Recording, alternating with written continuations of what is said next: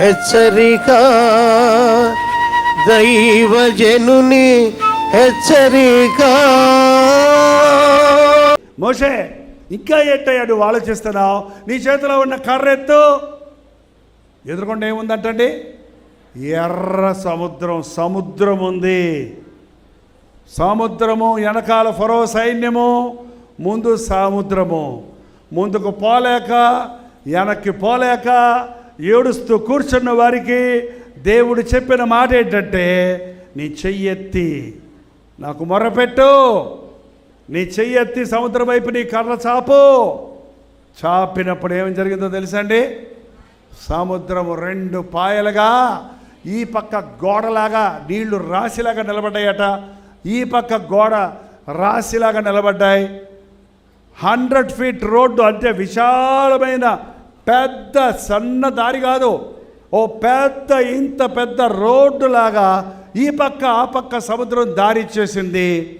ఇంచుమించు 20 లక్షల మంది జనాంగం రాత్రికి రాత్రే ఈ గట్టు నుండి ఆ గట్టుకి ఆరిన నేలను నడిచి వెళ్ళిపోయారంట.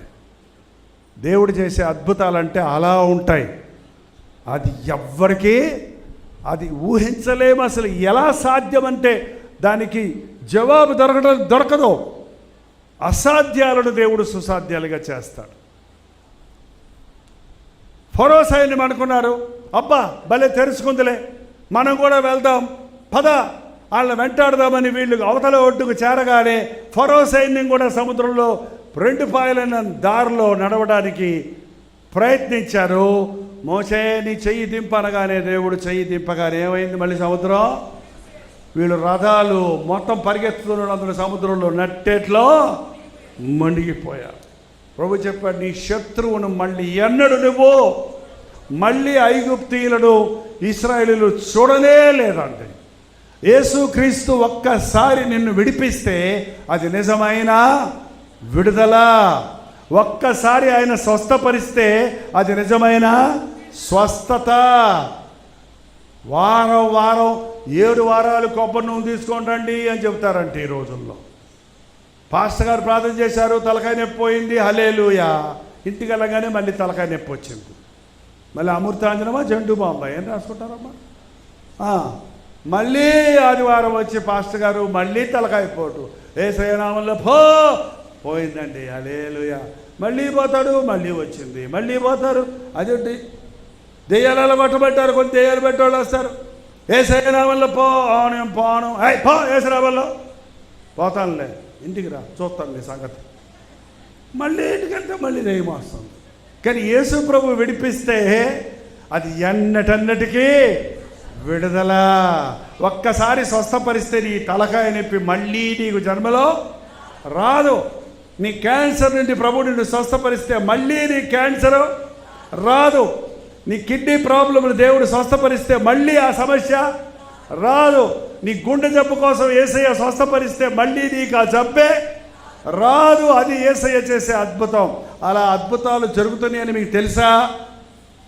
అలాంటి అద్భుతాలతో స్వస్థతలతో దేవుని సాక్షులుగా విశ్వాసులుగా జీవిస్తున్న వారు ఈ రోజుల్లో ఎందరో ఉన్నారని మీకు తెలుసా? తెలుసుకోండి. దేవుడు విడిపిస్తే నీ శత్రువును మళ్ళీ ఎప్పుడు నువ్వు చూడవు. నీ కొరతలు తీర్చేవాడు ఆయన, నీ కొదువులు తీర్చేవాడు ఆయన, నీ సమస్యలను పరిష్కరించేవాడు ఆయన, నీ సంకటాలను కుదిర్చేవాడు ఆయన. నాకు నిజమైన దేవుడు కావాలి, శాశ్వతమైన విడుదల కావాలి, పరిపూర్ణమైన సమాధానం కావాలన్నవారు యేసుక్రీస్తు యందు పూర్ణంగా విశ్వాసం ఉంచండి.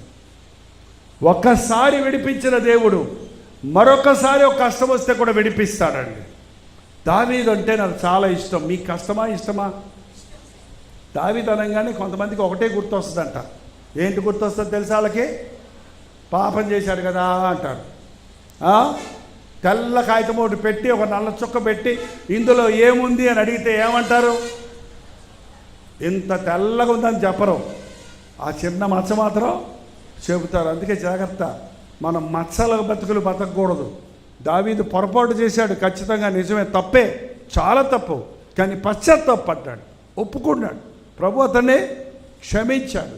కానీ అతనిలో ఉన్న సుగుణం ఏంటంటే తప్పు వెంటనే ఒప్పుకునేవాడు, వెంటనే పశ్చాత్తాపడేవాడు, వెంటనే తను దిద్దుకునేవాడు. దేవుణ్ణి ఎక్కువ ప్రేమించాడు, దేవుని మందిరాన్ని ప్రేమించాడు, దేవుని సన్నిధిని ప్రేమించాడు.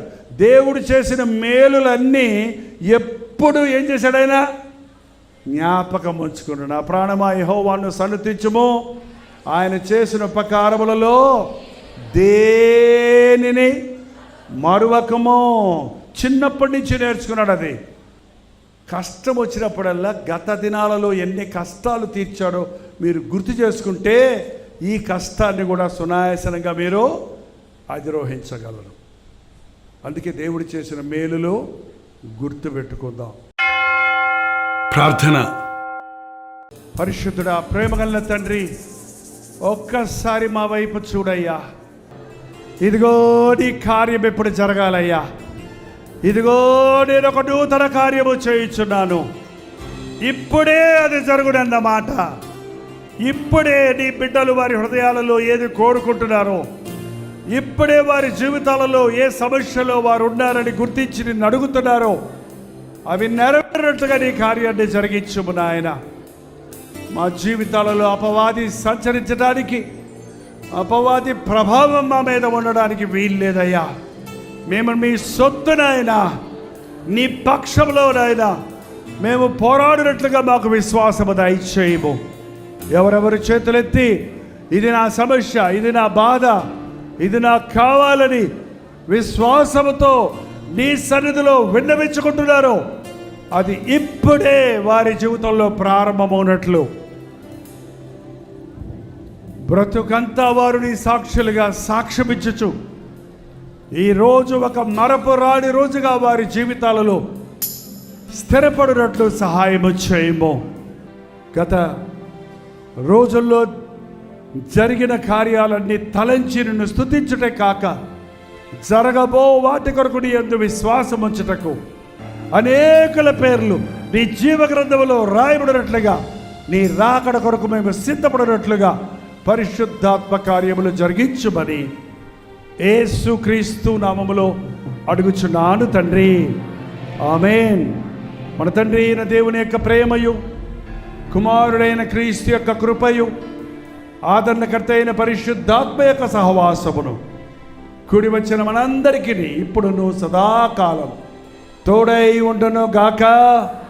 ఆమేన్, ఆమేన్, ఆమేన్.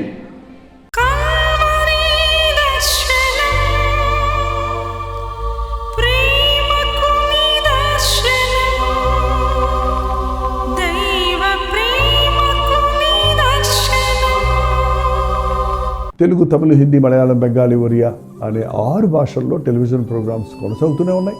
భారభరితమైన పరిచయంలో మీరు సహకరించాలని ఆశిస్తే, ప్రభు మిమ్మల్ని ప్రేరేపిస్తే మీ విరాళాలు, కానుకలు డాక్టర్ జై ఫౌండేషన్స్ అనే ట్రస్ట్ నెంబర్కి మీరు పంపించవచ్చు. అవి నేరుగా టీవీ ఛానల్స్కి వెళ్తే అందులో ఏది మేము మా సొంత ఖర్చుల కొరకు ముట్టుకోవటం లేదు, వేరే పరిచయ కొరకు ముట్టుకోవటం లేదు. టెలివిజన్ పరిచయలో ఇంకా సువార్త అనేది వారికి అది అందించాలని ఆశతో ఒక 20 సంవత్సరాలుగా కొనసాగుతున్న పరిచయం కొరకు ప్రార్థించండి, మీ సహకారాన్ని అందించండి. ఈ విషయం మీకు ఇంకా వివరాలు కావాలంటే 89393939 అనే నెంబర్కి మార్నింగ్ 10 నుంచి ఈవినింగ్ 10 లోపల మీరు ఫోన్ చేయండి. వివరాలు గురించి తెలియజేస్తాను.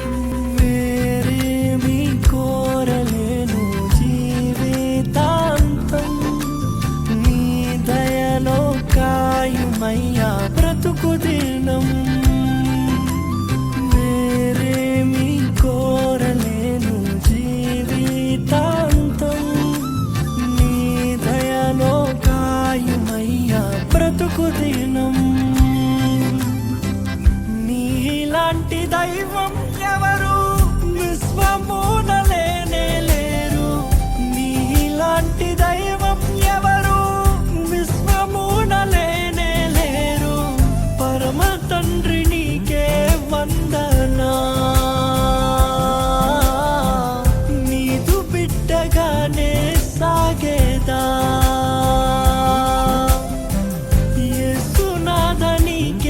వందనా జీవితా